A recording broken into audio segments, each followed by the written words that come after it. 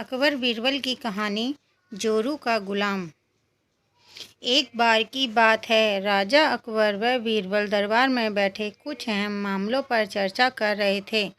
तभी बीरबल ने अकबर से कहा, मुझे लगता है कि ज़्यादातर पुरुष जोरू के गुलाम होते हैं और अपनी पत्नियों से डरकर रहते हैं।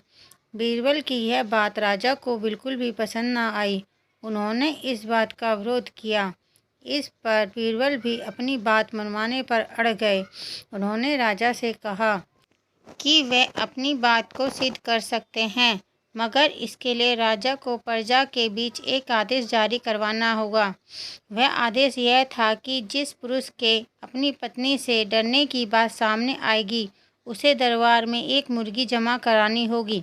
राजा बीरबल की इस बात पर तैयार हो गए। अगले ही दिन प्रजा के बीच आदेश कराया गया कि अगर यह बात सिद्ध हो जाती है कि कोई पुरुष अपनी पत्नी से डरता है, तो उसे दरबार में आकर बीरबल के पास एक मुर्गी जमा करवानी होगी।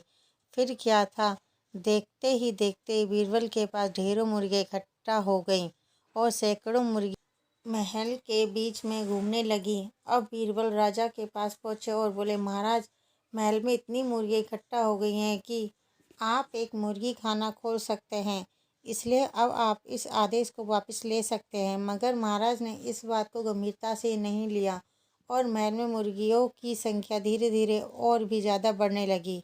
इतनी अधिक मुर्गियां महल में जमा हो जाने के बाद भी जब राजा अकबर बीरबल की बात से सहमत नहीं हुए, तो बीरबल ने अपनी बात सिद्ध करने के लिए एक नया उपाय निकाला।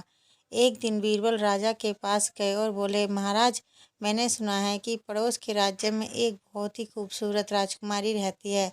अगर आप चाहें तो क्या मैं आपका रिश्ता वहाँ पक्का कराऊं? यह सुनते ही राजा चौंक उठे और बोले, बीरबल, तुम ये कैसी बातें कर रहे हो? महल में पहले से ही 2 महारानियां मौजूद हैं।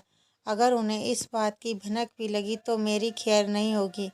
यह सुनकर बीरबल तपाक से जवाब दिया, चलिए महाराज, फिर तो आप भी मेरे पास 2 मुर्गियां जमा करा ही दीजिए।